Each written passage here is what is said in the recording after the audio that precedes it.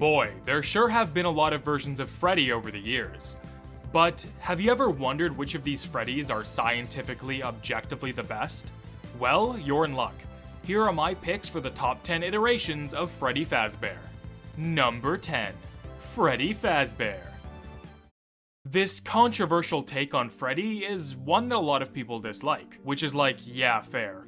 Imagine being used to this for 4 games, and then having to put up with this. But all that aside, Adventure Freddy has a special place in my heart. I remember being a dumb, stupid kid buying FNAF World the day it came out, and even though it looked like absolute dog shit, I still enjoyed it. Hell, I might have even enjoyed the Atari-looking overworld more than the updated one if it wasn't for the massive border, and the game also costing $10. The FNAF World trailer, which has sadly been deleted for quite a while, is in my opinion one of the more iconic ones. But this one shot from the trailer is so weird. Like, obviously this didn't make it into the final game, we know that. But then what in the world is it? Was this even made in a game engine? Was this thrown together in a 3D animation program specifically for the trailer? Also, Adventure Freddy has canonically been to space and also killed Scott Cawthon. If that doesn't justify him being on the list, I don't know what will. Number 9. Freddy Fazbear.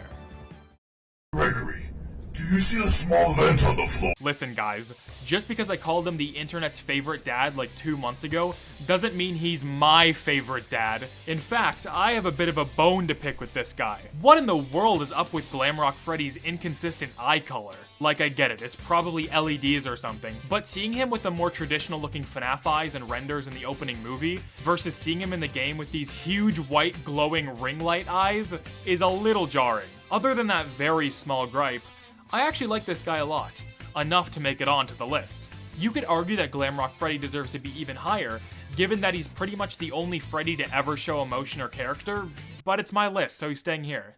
Other than that, I don't really have much to say about this dude. He's got a really good voice actor, who also voiced Funtime Freddy of all characters. I really gotta hand it to him for having such a wide range with his voice, because I would absolutely not be able to tell these two characters had the same voice actor without any prior context. Anyway, why does the official plush look like it was stung by 300 bees? The bootleg is even worse. Dude was literally stung by 1,000 killer hornets. Goddamn. Number 8. Freddy Fazbear. And now for number 8 is that Toy Freddy, well, you know, he's kinda, fat. I mean, come on, you know, come on, what can I say? He's gained a few pounds. I mean, look at him compared to the other animatronics on the show stage. He's, you know, rounder, more big-boned, you know, ate a little bit too much pizza, you know what I mean? Just because it's called Freddy Fazbear's Pizza doesn't mean you gotta go and eat all of it. You know what I mean? Anyway, let's move on. Number 7. Nightmare Fredbear / Nightmare. I see people giving shit to the Nightmare animatronics a lot, and I actually agree to a certain extent. The models are super detailed and impressive, but they do kind of feel a bit over-designed. However, one Nightmare design that I can say I have no issues with is Nightmare Fredbear. His massive, bulky stance, mixed with that super cool golden coloring, plus the sick stomach mouth, make this one of my favorite designs from FNAF 4. People give FNAF 4 a lot of shit, but I'm a proud member of the FNAF 4 Defense Force, and I will defend that game as my favorite gameplay in the whole series until I die. The way you have to juggle so many different things at once while performing every move correctly is just so fun to me. I'll stop my praise there, as I could probably do a full FNAF 4 video in the future. But for now, I want to shift my focus back to these guys. Nightmare Fredbear and Nightmare have what is, in my opinion, the best quote-unquote boss fight in the whole series. The way it just flows into the night gameplay is seamless, and it feels like a natural way of changing the existing gameplay the player is already familiar with. Like I said, I'll probably do a FNAF 4 video at some point, and I'll go more in depth with all of this when the time comes. But for now, just know these guys are badass and very cool. Seeing their head in the closet or on the bed is just such a scary and awesome visual. And Nightmare has such a cool jump scare. Yeah, it's just a PNG image or whatever, but it's so out of place in FNAF 4 that without any context to the game already, it will more than likely catch the player off guard. The way you can barely see the top of his head as it blends into the darkness, mixed with the bright red eyes, is just so good. Guys, go play FNAF 4. It is so fun. That game gets too much shit, dude. It's so fun. Go play FNAF 4. Close this stupid video. Go play FNAF 4. Number 6. Freddy Fazbear. Is anybody really surprised that the Freddy Fazbear is on the list? Probably not. But come on, I had to. I will admit his design hasn't aged the best. Not saying it's bad or anything, but Freddy's to come after him end up doing a much better job when it comes to looking like an actual animatronic that could exist in the real world. I know that might be a strange point to bring up, but after seeing FNAF Plus Freddy and Battington Freddy, the OG looks nothing like a real animatronic to me. Still, you gotta love him. It's such a simple yet effective design. The way he hides while you look at him on the cameras is such a cool idea, and when he gets closer, he gets right up in your face. His regular night jump scare is probably one of the best from the first game, as it's so easy to not see it coming thanks to how Freddy works. However, his power out jump scare, okay, I cannot be the only one who thinks this looks goofy as fuck. Like, why does he look like that? It really doesn't matter since he gets 2 jump scares, but still, I had to mention it. One quick fun fact before we move on though, did you know that this Freddy Fazbear is the only Freddy to ever be used by the US military in combat? Leaked images show him being carried out into battle by a helicopter. Rumor has it that Freddy was being deployed in Afghanistan, but there has never been any concrete information to properly back that claim up. I guess we'll just have to wait until the US government comes clean. I'm watching you, George W. Bush. I'm watching you. Number 5. Freddy Fazbear. Okay, you know that funny internet meme where there's like a school yearbook and there's Daniel and the cooler Daniel?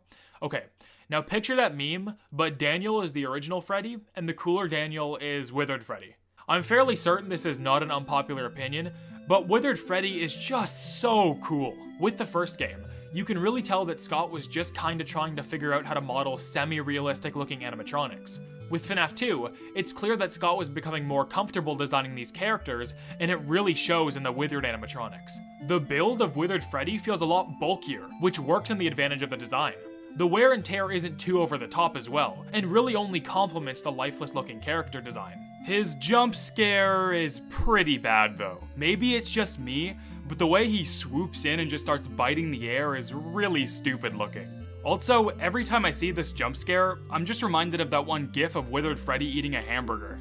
Easily the most iconic aspect of Withered Freddy is that one render from FNAF 2 of him in the office. The way he towers over the player looks great, and the added glow to the eyes just makes it all the better. However, even though this render is really good, it has kind of been ruined over the years. Because of how good this render is, it's overused in a whole bunch of places. It's slapped on a bunch of merch for some reason, which will always get a kick out of me. But it is also used as a header image for a lot of news articles. I just see it so much now that it's just kind of humorous at this point. Like I'll be playing FNAF 2, Withered Freddy will enter my office, and then all I'll be able to think about is why we're worried about the Five Nights at Freddy's movie. Like, it's ruined, guys. I can't think of. Number 4. Huggy Wuggy. I mean, this one is probably incredibly easy to predict, so I won't spend that much time on it.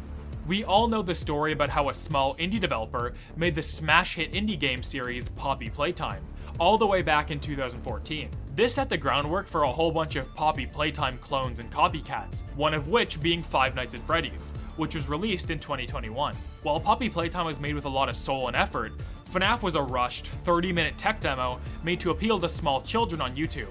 God, imagine being a FNAF YouTuber when you clearly know your game of choice will die out in the next 2 years while Poppy Playtime is coming up on its 8th anniversary. How pathetic. I mean, just look at this remarkable design. It's pretty obvious that Freddy is just a ripoff of Huggy Wuggy. Thank God I'm not a FNAF YouTuber though. That would be terrible. Make sure to check out all my previous videos, such as the most underrated Poppy Playtime fan game. And remember to subscribe for daily Poppy Playtime Chapter 2 theories and speculation videos. Number 3. Lefty.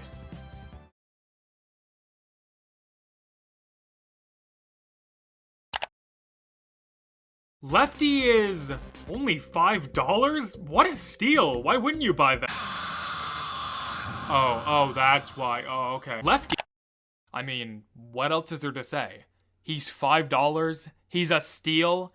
In fact, screw this list. I think I want to play Pizza Sim right now. Hold on, let me go boot it up, guys. Alright guys, I just found out Freddy Fazbear's Pizzeria Simulator is illegal in 15 different states, so we're not going to be playing that. Instead, we're going to be, building this. I found this at Walmart yesterday. So we're just gonna build this. This is a Five Nights at Freddy's Star Curtain Lefty McFarlane toy. Okay, I just got this open. This smells this smells literally fucking putrid. Why does it smell bad? What? How old is this? Oh, is there anything? Okay, that's well, okay, well, let's see. Look at that. We can get different construction sets. We can get that Molten Freddy looks dire. That looks dire. Guys, you know how when you build Lego, it's like extremely satisfying. Everything clicks. Everything clicks like really well together. This is the sandpaper scraping across your bare hand version of Lego. None of this is fun. None of this is fun to put together. What? My hands hurt. Well, everybody, I did it. I saved Christmas. I finished the Lefty. Don't question why this is ripped. I don't know what happened. I shouldn't be trusted around toys. Number 2, Freddy Fazbear. Listen, I don't care about their lore or anything, whatever. But from the standpoint of a cool video game Easter egg, Golden Freddy rocks. I genuinely think the entire timeline right now of the real world would be different if Markiplier didn't somehow find Golden Freddy during his playthrough. The fact that it happened almost feels set up or scripted. It is that insane. Obviously it isn't, but like, what in the world are the odds of all of this lining up? Guys, I could go in a long ass speech about how awesome Golden Freddy is as an Easter egg and all that, but you already know how cool Golden Freddy is. It's goddamn Golden Freddy. So I'll save you the time, and we'll move on to the final spot on my list. Number 1, Freddy Fazbear. On March 13th, 2020, CNN news reporter and the host of the show CNN 10, Carla Zeus, did a segment about how a first grade student threw a kindergartner's plush toy on top of the roof of the school. So they ended up calling the fire department of all places to do an all-out rescue mission for this plush. Lo and behold, the plush in question was actually Rockstar Freddy from Pizzeria Simulator. This means that Rockstar Freddy is canonically the only Freddy that has ever needed to be rescued by firefighters in the real world. The riveting rescue of Rockstar Freddy. Of course it's worth 10 out of 10. Rockstar Freddy is a teddy. It belongs to a kindergartner in Florida, but for some reason, a first grader threw it onto the roof of the school, and the teddy bear's owner was crushed. But that's when the Cape Coral Fire Department got involved. They were probably relieved Rockstar Freddy wasn't a cat, and they pulled out all the stops to pull the teddy off the roof. Thankfully, the plush was returned to its rightful owner, and the day was saved. CNN is truly reporting on the stories in the world that actually matter. Now the entire nation can rest easy knowing that Rockstar Freddy is not going to be swept up and killed by a bird on the top of the school roof. God bless. Anyway, that pretty much wraps it up for now. But who knows what incredible new Freddys we'll see in the years to come. What's that? You want to see my top 8 Bonnies? Well, you're in luck. Just click on the end card screen thumbnail and you'll be taken right to it. I promise you, it's not a Smike clip, guys. I swear, just trust me and click on the video. I've been yeah, and have a good day, everybody.